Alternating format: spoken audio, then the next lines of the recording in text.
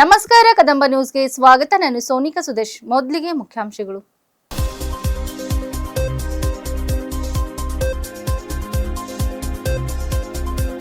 ಯುಗಾದಿ ಹಬ್ಬದ ಸಂಭ್ರಮ. ಕಾಡು ಮಲ್ಲೇಶ್ವರ ದೇವಾಲಯದಲ್ಲಿ ಭಕ್ತರ ಹರಿವು.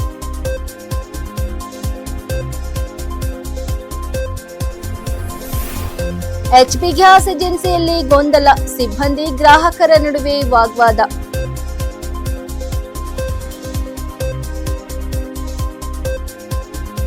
ಸಿಡಿಲು ಬಡಿದು ವಿದ್ಯಾರ್ಥಿ ಗಂಭೀರ ಗಾಯ. ಆಸ್ಪತ್ರೆಗೆ ಮಾಜಿ ಸಚಿವ ಭೇಟಿ.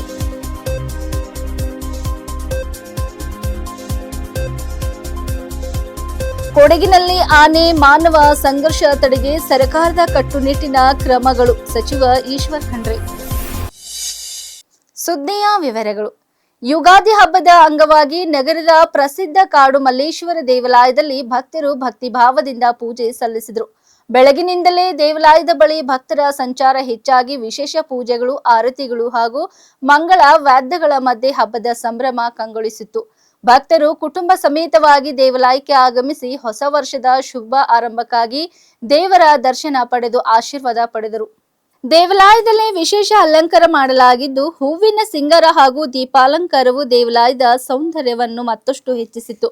ಈ ಸಂದರ್ಭದಲ್ಲಿ ಪೂಜಾರಿಗಳು ವಿಶೇಷ ಪೂಜೆಗಳನ್ನು ನೆರವೇರಿಸಿ ಭಕ್ತರಿಗೆ ಪ್ರಸಾದ ವಿತರಿಸಿದರು. ಶಾಂತಿ, ಸಮೃದ್ಧಿ ಹಾಗೂ ಆರೋಗ್ಯಕ್ಕಾಗಿ ಪ್ರಾರ್ಥಿಸಿದ ಭಕ್ತರು ಹೊಸ ವರ್ಷವನ್ನು ಹರ್ಷೋದ್ಗಾರದಿಂದ ಬರಮಾಡಿಕೊಂಡರು.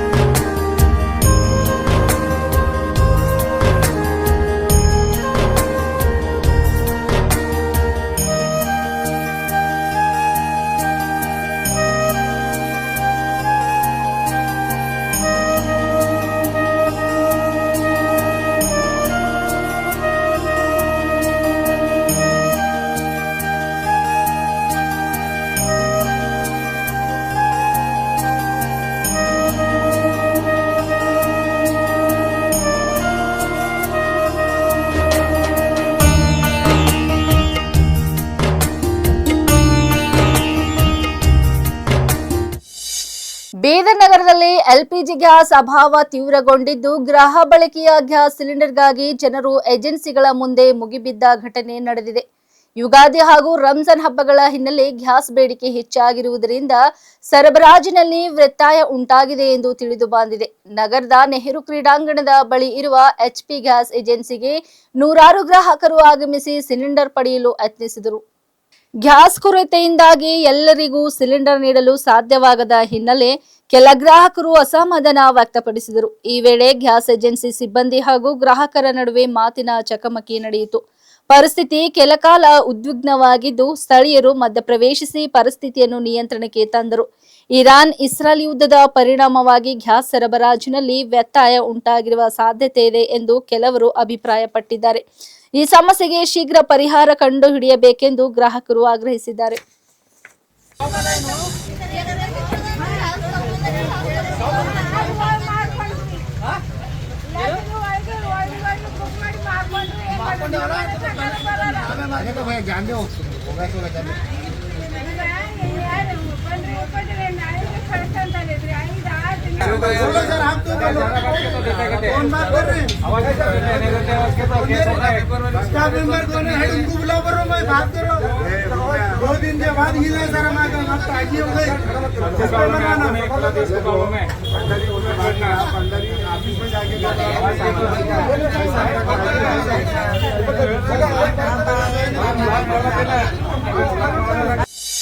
ಚಿಟ್ಟಗುಪ್ಪ ತಾಲೂಕಿನ ಶಂತಾಬಾದ್ ಹೊಸಳ್ಳಿ ಗ್ರಾಮದ ವಿದ್ಯಾರ್ಥಿ ಚಂದ್ರಕಾಂತ್ ಕಲ್ಲಪ್ಪ ಸಿಡಿಲು ಬಡಿದ ಪರಿಣಾಮ ಗಂಭೀರವಾಗಿ ಗಾಯಗೊಂಡು ಹುಮ್ನಾಬಾದ್ ನಗರದ ಸಾರ್ವಜನಿಕ ಆಸ್ಪತ್ರೆಗೆ ದಾಖಲಾಗಿ ಚಿಕಿತ್ಸೆ ಪಡೆಯುತ್ತಿದ್ದಾರೆ. ಘಟನೆ ತಿಳಿದ ತಕ್ಷಣ ಮಾಜಿ ಸಚಿವ ರಾಜಶೇಖರ್ ಪಾಟೀಲ್ ಅವರು ಆಸ್ಪತ್ರೆಗೆ ಭೇಟಿ ನೀಡಿ ಗಾಯಾಳುವಿನ ಆರೋಗ್ಯ ವಿಚಾರಿಸಿದರು. ವೈದ್ಯರು ನೀಡುತ್ತಿರುವ ಚಿಕಿತ್ಸೆಯ ಕುರಿತು ಮಾಹಿತಿ ಪಡೆದು ಚಂದ್ರಕಾಂತ್ ಶೀಘ್ರ ಗುಣಮುಖತೆಗೆ ಅಗತ್ಯವಿರುವ ಎಲ್ಲಾ ವೈದ್ಯಕೀಯ ಸೌಲಭ್ಯಗಳನ್ನು ಒದಗಿಸಲು ವೈದ್ಯಾಧಿಕಾರಿಗಳಿಗೆ ಸೂಚನೆ ನೀಡಿದರು. ಈ ಸಂದರ್ಭದಲ್ಲಿ ಗಾಯಾಳುವಿನ ಕುಟುಂಬ ಸದಸ್ಯರಿಗೆ ಧೈರ್ಯ ಹೇಳಿದ ಅವರು ಸರ್ಕಾರದಿಂದ ಲಭ್ಯವಾಗುವ ಸಹಾಯ ಸಹಕಾರವನ್ನು ಒದಗಿಸುವುದಾಗಿ ಭರವಸೆ ನೀಡಿದರು. ಸಿಡಿಲು ಬಡಿತದಂತಹ ಪ್ರಕೃತಿ ವಿಕೋಪಗಳಲ್ಲಿ ಎಚ್ಚರಿಕೆಯಿಂದಿರಲು ಸಾರ್ವಜನಿಕರಿಗೆ ಮನವಿ ಮಾಡಿದರು.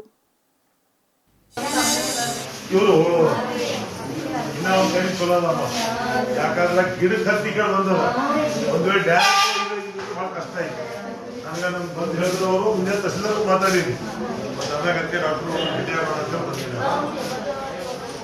ಅದೇ ಅಲ್ಲ ಅಂತ ಎಕ್ಸಾಮ್ ಇದ್ದವ್ರು ಪಾಪ ಆಗಿದೆ ಅದು ಎಕ್ಸಾಮ್ ಬೇರೆ ನೋಡೋಕೆ ಬರ್ತಾವ. ಆಯ್ತು ಧೈರ್ಯ ಮಾಡಿ ವಿಚಾರ ಮಾಡ್ತಾರೆ ಅದಕ್ಕೆ ಒಂದು ರಿಪೋರ್ಟ್ ಕಳಿಸಬೇಕಲ್ಲ ಅವನಿಗೆ ಹೋಗೋದು ಗಾಡಿ ದಿನ ಎಷ್ಟು ಮಂದಿ ಮಾಡ್ತಾ ಇದ್ದೀನಿ ಅಂತ ಹೇಳ್ತಾರೆ. ಯಾಕೆ ಗಣೇಶು सिक्स साइकिलिंग बोलतो एक साइकिल में कितना हो रहा है? हाँ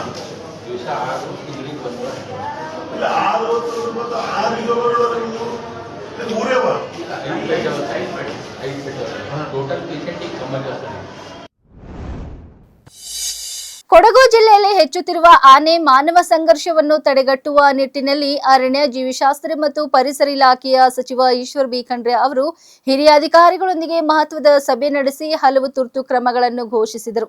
ಈ ಸಭೆಯಲ್ಲಿ ಮಾತನಾಡಿದ ಸಚಿವರು ವನ್ಯಜೀವಿ ಹಾಗೂ ಮಾನವರ ನಡುವಿನ ಸಂಘರ್ಷವನ್ನು ಕಡಿಮೆ ಮಾಡುವುದು ಮತ್ತು ಅಮೂಲ್ಯ ಜೀವಗಳನ್ನು ರಕ್ಷಿಸುವುದು ಸರ್ಕಾರದ ಮೊದಲ ಆದ್ಯತೆಯಾಗಿದೆ ಎಂದು ಸ್ಪಷ್ಟಪಡಿಸಿದರು.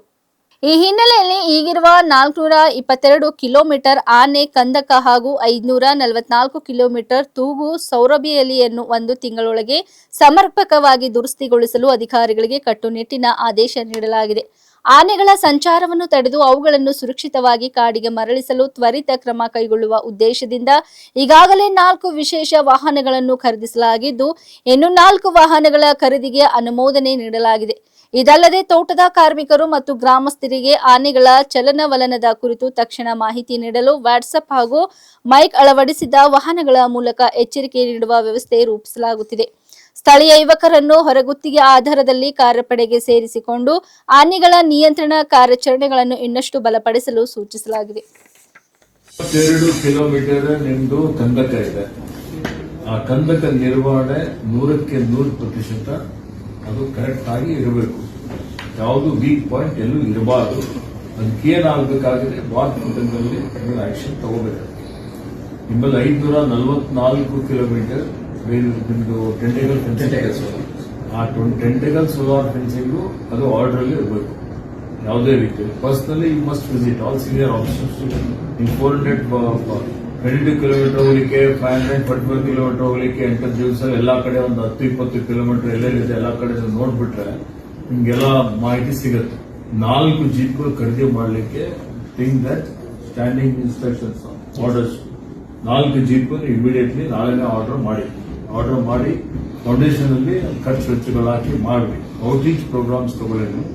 ಔಟ್ರೀಚ್ ಪ್ರೋಗ್ರಾಮ್ಸ್ ಎಲ್ಲೆಲ್ಲಿ 100s ಇದೆ ರೇಂಜ್ ಆಫ್ ಫಾರೆಸ್ಟ್ ಅಲ್ಲಿ ಅಫೆಕ್ಟೆಡ್ ಏರಿಯಾ ಇದೆ ಅಲ್ಲಿ ಹೋಗಿ ಎಲ್ಲೆಲ್ಲಿ ಒಂದ್ ವೇಳೆ ಲೈಟಿಂಗ್ ವ್ಯವಸ್ಥೆ ಬೇಕಾ ಅಥವಾ ಶಾಲೆ ಅಂಗನವಾಡಿ ಸಮಥಿಂಗ್ ಟ್ರೈನಿಂಗ್ ಅಥವಾ ಮಹಿಳಾ ಸ್ವಸಹಾಯ ಸಂಘಗಳಲ್ಲಿ ವಿಶ್ವಾಸ ತೆಗೆದುಕೊಂಡು ಮಾಡುವಂತ ಚೆನ್ನಾಗಿರ್ಬೋದು. ಅಂದ್ರೆ ಮಾತ್ರ ವಿಶ್ವಾಸ ಗಳಿಸಬೇಕಾಗಿದೆ. ಮಾಡ್ತಾ ಇರ್ತಕ್ಕಂಥದ್ದು ಜನರಿಗಾಗಿ ಪ್ರಕೃತಿ ಪರಿಸರ ಸಂರಕ್ಷಣೆ ಮಾಡಬೇಕು. ಅದ್ರ ಜೊತೆಯಲ್ಲಿ ಇವತ್ತು ಮಾನವ ಮತ್ತು ವನ್ಯಜೀವಿ ಸಂರಕ್ಷಣೆ ಮಾಡುವಂಥದ್ದು ನಮ್ಮ ಜವಾಬ್ದಾರಿ ಇದೆ. I know that is a very tough task. ಇವಾಗ ಡೂಯಿಂಗ್ ವೆಲ್ ಇಲ್ಲ ಅಂತಿಲ್ಲ. ಆನೆ ಸೆರೆಹಿಡುವಂತ ಕಾರ್ಯಾಚರಣೆ ಅದಷ್ಟೊಂದು ಸುಲಭ ಅಲ್ಲ, ಅಪಾಯದ ಕಾರ್ಯಾಚರಣೆ. ಆದ್ರೂ ಮಾಡ್ತಾ ಇದ್ರೆ ಇನ್ನೂ ಎಫೆಕ್ಟಿವ್ ಆಗಿ. ಈಗ ಡೆತ್ಸ್ ಆಗ್ತಾ ಇರ್ತಕ್ಕಂಥದ್ದು ಅತ್ಯಂತ ಆತಂಕ. ಸೊ ಈ ಡೆತ್ಸ್ ಆಗದ ರೀತಿಯಲ್ಲಿ ನೋಡ್ಕೊಳ್ಳುವಂಥದ್ದು ಈಗ ಬಹಳ ಮಹತ್ವ ಇದೆ. ಈ ದುರಸ್ತಿ ಕಾರ್ಯಕ್ರಮ ಏನ್ ಮಾಡ್ತೀವಿ, ಸಮರೋಪಾದಿಯಲ್ಲಿ ದುರಸ್ತಿ ಕಾರ್ಯಕ್ರಮ ಆಗಲಿ ಇವತ್ತು. ಮತ್ತೆ ಆನೆಗಳಿಗೆ ಸೊಪ್ಪು, ಎಳೆಕೊಂಬೆ, ಅದಕ್ಕೇನು ಆಹಾರ ಬೇಕಾಗಿದೆ, ವಾಟರ್ ಹೋಲ್ಸ್ ಬೇಕು, ನೀರು ಬೇಕೀಗ. ಬೇಸಿಗೆ ಬಂತು, ಏಪ್ರಿಲ್ ಮೇ 2 ತಿಂಗಳು ಬಹಳ ಅತ್ಯಂತ ಇಂಪಾರ್ಟೆಂಟ್. ಮಾರ್ಚ್ ಮುಗಿಲಿಕ್ಕೆ ಬಂದಿದೆ. ಏನ್ ಸಮಸ್ಯೆ ಆದ್ರೆ ಏಪ್ರಿಲ್ ಮೇಲೆ ಆಗುತ್ತೆ. ಏಪ್ರಿಲ್ ಮೇಲೆ ನಿಮ್ಗೆ ಏನಾದ್ರು ಸಮಸ್ಯೆ ಪಂಪ್ ಹಾಕ್ಬೇಕಾ ಅಥವಾ ವಾಟರ್ ಟ್ಯಾಂಕಿಂಗ್ ನೀರು ಇದ್ರಲ್ಲಿ ಹಾಕ್ಬೇಕಾಗತ್ತಾ, ಇವಾಗ ಅಸೆಸ್ ಎವ್ರಿಥಿಂಗ್ ನಾವು ಓನ್ಲಿ. ಆಗಿದ್ಮೇಲೆ ನಾವು ಪೋಸ್ಟ್ ಮಾರ್ಟಮ್ ಮಾಡ್ತಿದ್ರೆ ಆಗಕ್ಕಿಂತ ಪೂರ್ವದಲ್ಲೇ ನೀವು ಎಲ್ಲ ಮುಂದಾಲೋಚನೆ ಕ್ರಮ ತೆಗೆದುಕೊಂಡು ಇವತ್ತು ಯಾವುದೇ ಪರಿಸ್ಥಿತಿಯಲ್ಲಿ ಯಾವುದೂ ಮಾನವ ಹಾನಿ ಆಗದ ರೀತಿ ಮಾನವ ಜೀವನ ಅತ್ಯಮೂಲ್ಯವಾದಂಥದ್ದು. ಫಸ್ಟ್ ಪ್ರಯಾರಿಟಿ ಅಷ್ಟು ಗಿವನ್ ಟು ದಟ್. ಬೇರೆ ಏನಿಲ್ಲ. ಫಂಡ್ಸ್ ಬಗ್ಗೆ ನೀವು ತಲೆ ಕೆಡಿಸ್ಕೊಳ್ಳೋ ಅವಶ್ಯಕತೆ ಇಲ್ಲ. ಸ್ಮಾಲ್ ಥಿಂಗ್ಸ್ ಏನಿದೆ ನೀವು ಇದ್ರೆ PCF ಹಾಫ್ಗೆ ಮತ್ತೆ PCF ವೈಲ್ಡ್ ಲೈಫ್ಗೆ ಮಾತಾಡಿ ಐ ಗಿವ್ ದಮ್ ಇನ್ಸ್ಟ್ರಕ್ಷನ್ಸ್. ತಮಿಳುನಾಡಿನಲ್ಲಿ ನಡೆಯಲಿರುವ ವಿಧಾನಸಭಾ ಚುನಾವಣೆಗೆ ಮುನ್ನ ತಮಿಳಿಗೆ ವೆಟ್ರಿ ಕಳಂಗಂ ಟಿವಿಕೆ ಪಕ್ಷವು ರಾಷ್ಟ್ರೀಯ ಪ್ರಜಾಸತ್ತಾತ್ಮಕ ಒಕ್ಕೂಟ NDA ಜೊತೆ ಮೈತ್ರಿ ಮಾಡುವ ಸಾಧ್ಯತೆಗಳು ಕುರಿತು ವದಂತಿಗಳನ್ನು ತಳ್ಳಿ ಹಾಕಿದ ಪಕ್ಷದ ಅಧ್ಯಕ್ಷ ವಿಜಯ್ ತಮ್ಮ ಪಕ್ಷದ ಧರ್ಮ ನಿರಪೇಕ್ಷ ಸಾಮಾಜಿಕ ನ್ಯಾಯ ಸಿದ್ಧಾಂತಗಳಲ್ಲಿ ಯಾವುದೇ ರಾಜಿ ಇಲ್ಲ ಎಂದು ಸ್ಪಷ್ಟಪಡಿಸಿದರು. ಚೆನ್ನೈಗೆ ದಕ್ಷಿಣಕ್ಕೆ ಸುಮಾರು 60 ಕಿಲೋಮೀಟರ್ ದೂರದಲ್ಲಿರುವ ಮಮಲಾಪುರಂನಲ್ಲಿ ನಡೆದ ಪಕ್ಷದ ಇಫ್ತಾರ್ ಕಾರ್ಯಕ್ರಮದಲ್ಲಿ ಮಾತನಾಡಿದ ದಳಪತಿ ವಿಜಯ್, ರಾಜಕೀಯಕ್ಕೆ ಪ್ರವೇಶಿಸಿದ ಮೊದಲ ದಿನದಿಂದಲೇ ತಮ್ಮ ಪಕ್ಷವನ್ನು ಬೇರೆ ಪಕ್ಷಗಳ ಪರೋಕ್ಷ ಅಂಗವೆಂದು ಹಲವಾರು ವದಂತಿಗಳು ಹರಡಲ್ಪಟ್ಟಿವೆ ಎಂದು ಹೇಳಿದರು. ನಾವು ಈ ತಂಡದವರು ಆ ತಂಡದವರು ಎಂಬಂತೆ ವದಂತಿಗಳು ಹರಡುತ್ತಿವೆ. ಆದರೆ ನಾವು ಯಾವುದೇ ತಂಡಕ್ಕೆ ಸೇರಿದವರಲ್ಲ, ನಾವು ಜನರ ತಂಡಕ್ಕೆ ಮಾತ್ರ ಸೇರಿದವರು ಎಂದರು. ನಮ್ಮ ವಿರುದ್ಧ ಬೇರೆ ರೀತಿಯ ಅಪಪ್ರಚಾರಗಳನ್ನು ನಡೆಸಲು ಪ್ರಯತ್ನಿಸಿದರು, ಆದರೆ ಅವು ಯಾವುದೋ ಯಶಸ್ವಿಯಾಗಲಿಲ್ಲ. ಕೊನೆಯಲ್ಲಿ ನಾವು ಮೈತ್ರಿಗೆ ಸೇರುತ್ತಿದ್ದೇವೆ ಎಂಬ ಸುಳ್ಳು ಪ್ರಚಾರ ಆರಂಭಿಸಿದರು. ಇಂತಹ ಸುದ್ದಿಗಳನ್ನು ಕೇಳಿ ನೀವು ಗೊಂದಲಕ್ಕೊಳಗಾಗಬಹುದು. ಮತ್ತೆ ಸ್ಪಷ್ಟಪಡಿಸುತ್ತೇನೆ, ನಾವು ಸದಾ ಧರ್ಮ ನಿರಪೇಕ್ಷ ಸಾಮಾಜಿಕ ನ್ಯಾಯದ ಸಿದ್ಧಾಂತಗಳನ್ನು ಯಾವುದೇ ರಾಜಿ ಇಲ್ಲದೆ ಅನುಸರಿಸುತ್ತೇವೆ ಎಂದರು. அந்த கூட்டணிலாம் சேர போறாரு அப்படின்ட்டு ஒரு பொய்யான ஒரு பிரச்சாரத்தை பண்ணிக்கிட்டு இருந்தாங்க. இந்த நியூஸ் எல்லாம் கேட்டு நீங்கள் கொஞ்சம் கன்ஃபியூஸ் ஆயிருப்பீங்க. அதனால் இங்கே மறுபடியும் ஓப்பனாக தெளிவாக ஒரு விஷயத்தை நான் சொல்கிறேன். நாங்கள் எப்பவுமே மதச்சார்பற்ற கொள்கைன்றதில் அந்த ஸ்டாண்ட்லேயோ மதச்சார்பற்ற சமூக நீதி என்ற அந்த நிலைப்பாட்டிலேயோ எப்பவுமே சமரசம் வச்சிக்கவே மாட்டோம். நம்மளுடைய தலைமையில தான் ஆட்சி அப்படின்றதுல எப்பவுமே உறுதியா இருக்கிறோம். நம்மளுடைய முதல் மாநாட்டில் கூட நான் சொன்ன மாதிரி அரசியல்ல யாருக்காகவும் எதுக்காகவும் எந்த விதமான ஒரு சமரசமும் நாம வச்சுக்க போறதே இல்லை. அந்த பேச்சுவார்த்தையே கிடையாது. ಸಮಾಜಮುಖಿ ಸೇವೆ ಮತ್ತು ಸಾಧನೆಗಾಗಿ ನೀಡಲಾಗುವ ರಾಜ್ಯ ಮಟ್ಟದ ಕರ್ನಾಟಕ ರತ್ನ ಪವರ್ ಸ್ಟಾರ್ ದಿವಂಗತ ಡಾಕ್ಟರ್ ಪುನೀತ್ ರಾಜ್ಕುಮಾರ್ ಪ್ರಶಸ್ತಿ Mallikarjun B Hadapada sugar N ಅವರಿಗೆ ಲಭಿಸಿದೆ. ಬೆಂಗಳೂರು ನಗರದ ಯಲಹಂಕದಲ್ಲಿ ನಗರದ ಡಾಕ್ಟರ್ BR ಅಂಬೇಡ್ಕರ್ ಸಭಾಭವನದಲ್ಲಿ ಸಾಯಿ ದೀಪ ಚಾರಿಟೇಬಲ್ ಟ್ರಸ್ಟ್ ವತಿಯಿಂದ ಆಯೋಜಿಸಲಾದ ಕಾರ್ಯಕ್ರಮದಲ್ಲಿ ಈ ಪ್ರಶಸ್ತಿ ಪ್ರದಾನ ಮಾಡಲಾಯಿತು. ಕಾರ್ಯಕ್ರಮವನ್ನು ಜ್ಯೋತಿ ಬೆಳಗಿಸಿ ಉದ್ಘಾಟಿಸಿದ ಶ್ರೀ ಆನಂದ್ ಗುರುಜಿ ಜ್ಯೋತಿಷ್ಯರು ಮಾತನಾಡಿ, ಸಾಧಕರಿಗೆ ನೀಡುವ ಪ್ರಶಸ್ತಿಗಳು ಅವರ ಜವಾಬ್ದಾರಿಯನ್ನು ಹೆಚ್ಚಿಸುತ್ತವೆ. ಸಮಾಜಮುಖಿಯಾಗಿ ನಿಸ್ವಾರ್ಥವಾಗಿ ಕೆಲಸ ಮಾಡುವವರನ್ನು ಗುರುತಿಸಿ ಗೌರವಿಸುವುದು ಉತ್ತಮ ಸಮಾಜ ನಿರ್ಮಾಣಕ್ಕೆ ಪೂರಕವಾಗುತ್ತದೆ ಎಂದು ಹೇಳಿದರು. ಇನ್ನು ಅವರು ಇತ್ತೀಚಿನ ದಿನಗಳಲ್ಲಿ ಹಲವರು ಪ್ರಶಸ್ತಿಗಳ ಹಿಂದೆ ಓಡುತ್ತಿರುವ ಸಂದರ್ಭದಲ್ಲಿಯೂ ದೀರ್ಘಕಾಲದಿಂದ ಸಮಾಜದ ವಿವಿಧ ಕ್ಷೇತ್ರಗಳಲ್ಲಿ ಶ್ರಮಿಸುತ್ತಿದ್ದರೂ ಗುರುತಿಸದ ಸಾಧಕರನ್ನು ಸನ್ಮಾನಿಸುವುದು ಅತ್ಯಂತ ಮಹತ್ವದಾಗಿದೆ ಎಂದು ಅಭಿಪ್ರಾಯಪಟ್ಟರು. ಸಾಯಿ ದೀಪ ಚಾರಿಟೇಬಲ್ ಟ್ರಸ್ಟ್ ಸಂಸ್ಥೆ ಇಂತಹ ಸಾಧಕರನ್ನು ಗುರುತಿಸಿ ಗೌರವಿಸುವ ಮೂಲಕ ಸಮಾಜಮುಖಿ ಕಾರ್ಯಗಳಿಗೆ ಉತ್ತೇಜನ ನೀಡುತ್ತಿರುವುದು ಶ್ಲಾಘನೀಯ ಎಂದು ಅವರು ಪ್ರಶಂಸಿಸಿದರು. ಹುಟ್ಟಿದ್ರೆ ಅಂತ ಒಂದು ಮಗ ಹುಟ್ಟಬೇಕು, ಬದುಕಿದ್ರೆ ಅವ್ರ ತರ ಬದುಕಬೇಕು ಅಂತ ತೋರಿಸ್ಕೊಟ್ಟಂತಹ ಮಹಾನ್ ವ್ಯಕ್ತಿ ಡಾಕ್ಟರ್ ಪುನೀತ್ ರಾಜ್ಕುಮಾರ್ ಅವರು. ಹಾಗಾಗಿ ಅವರ ಒಂದು ಸವಿನೆನಪಿಗೋಸ್ಕರ ಈ ಒಂದು ಅವಾರ್ಡ್ ಅನ್ನ ಏರ್ಪಡಿಸಲಾಗಿದೆ. ನಮ್ಮ ಸಾಯಿ ಸತೀಶ್ ಅವರ ರೂವಾರಿಯಲ್ಲಿ ಬಂದಂತಹ TV4 ಕನ್ನಡದ ಸಂಸ್ಥಾಪಕರು ಅವರ ನೇತೃತ್ವದಲ್ಲಿ ಇವತ್ತು power star Puneeth Rajkumar award 2026 ಈ ಒಂದು ಅದ್ದೂರಿಯಾದ ಕಾರ್ಯಕ್ರಮಕ್ಕೆ ಮತ್ತೊಮ್ಮೆ ನಿಮ್ಮೆಲ್ಲರಿಗೂ ಕೂಡ ನನ್ನೆಯ ಸ್ವಾಗತ ಸುಸ್ವಾಗತ.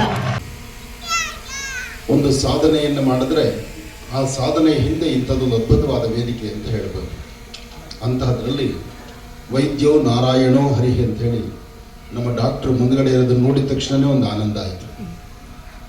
ಯಾಕೆಂದರೆ ಎಲ್ಲರಿಗೂ ಮನೆಮಾತಾಗಿರುವ ವೈದ್ಯರಿದ್ದಾರೆ, ಎಲ್ಲರ ಮನಸ್ಸಿಗೂ ಹಿಂಪಾಗಿ ಹಾಡಿ ಹಾಡು ಹೇಳುವಂತಹ ಗಾನ ಸರಸ್ವತಿಯರಲ್ಲಿದ್ದಾರೆ, ಕಲೆನೇ ನಂಬಿ ಬದುಕ್ತಿರ್ತಕ್ಕಂತಹ ಕಲಾ ಸರಸ್ವತಿಯರಲ್ಲಿದ್ದಾರೆ. ಹಾಗೆ ತಮ್ಮ ಕಲಾ ಒಂದು ಸರಸ್ವತಿಯನ್ನು ಆರಾಧನೆ ಮಾಡ್ತಾ ನಿಮ್ಮೆಲ್ಲರ ಮನಸ್ಸನ್ನು ಗೆದ್ದಿರತಕ್ಕಂತಹ ಇಲ್ಲಿ ಸಾಕಷ್ಟು ಜನ ಗಣ್ಯಾತಿ ಗಣ್ಯರಿದ್ದಾರೆ. ಇವರೆಲ್ಲರ ಮಧ್ಯದಲ್ಲಿ ವೇದಿಕೆಯ ಮುಂಭಾಗದಲ್ಲಿರ್ತಕ್ಕಂತಹ ತಾವ್ಯಾರೂ ಇನ್ನು ಕಡಿಮೆ ಇಲ್ಲ. ಪ್ರತಿಯೊಂದು ರಂಗಗಳಲ್ಲೂ ಒಂದೊಂದು ವಿದ್ವತ್ತನ್ನು ಹೆಚ್ಚು ಸಂಪಾದನೆ ಮಾಡಿ ಇಂತಹ ಅದ್ಭುತವಾದಂಥ ವೇದಿಕೆಗೆ ಬಂದಿದ್ದೀರಿ. ಹಾಗೆ ಇವತ್ತು ನಿಮ್ಮೆಲ್ಲರ ಮನಸ್ಸನ್ನು ಗೆದ್ದ, ಬಾಲ್ಯದಲ್ಲೇ ತನ್ನ ಜೀವನವನ್ನು ಕರ್ನಾಟಕದಾದ್ಯಂತ ಪ್ರತಿಯೊಬ್ಬರ ಮನೆ ಮಾತಾಗಿ ನಿಂತ ಪುನೀತ್ ರಾಜ್ಕುಮಾರ್ ಅವರ ಪುತ್ಥಳಿಕೆಯನ್ನು ನೋಡಿದಾಗ ಈ ಪುತ್ಥಳಿಕೆ ಮಾಡಿದಂತಹ ಕೈಗಳಿಗೂ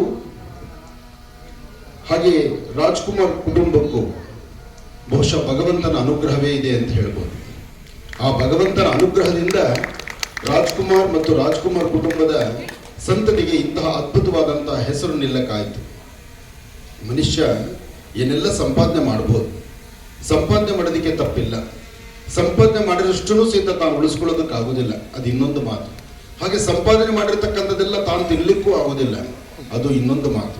ಆದರೆ ಸಂಪಾದನೆ ಏನು ಮಾಡಿದ್ದಾನೆ ಬಿಟ್ಟಿದ್ದಾನೆ ಅನ್ನೋದಕ್ಕಿಂತ ಎಲ್ಲರ ಹೃದಯವನ್ನು ರಾರಾಜಿಸುವಂಥ ಕಾಯಕವನ್ನು ತಂದೆ ತಾಯಿ ಆಶೀರ್ವಾದದೊಂದಿಗೆ ಮಾಡಿದ್ದಾರೆ ಅಂದರೆ ಅದು ಪುನೀತ್ ರಾಜ್ಕುಮಾರ್.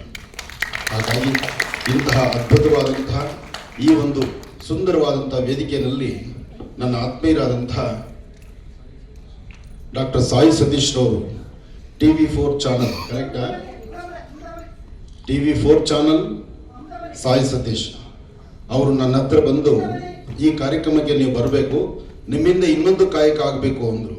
ಅನಾಥ ಶಾಲಾ ಮಕ್ಕಳಿಗೆ ಸೇರಿದಂತೆ ಸಾವಿರಾರು ಮಕ್ಕಳಿಗೆ ಉಚಿತ ಕ್ಷೌರ ಸೇವೆ, ಮಲ್ಲಿಕಾರ್ಜುನ ಬಿ ಹಡಪದ ಸೂಗೂರು ಎನ್ ಅವರಿಂದ ಸಾವಿರಾರು ಅನಾಥರಿಗೆ ಅಂತರಿಗೆ ಉಚಿತ ಕ್ಷೌರ ಸೇವಾ ಕಾರ್ಯವನ್ನ ಮಾಡ್ತಾ ಇದ್ದಾರೆ.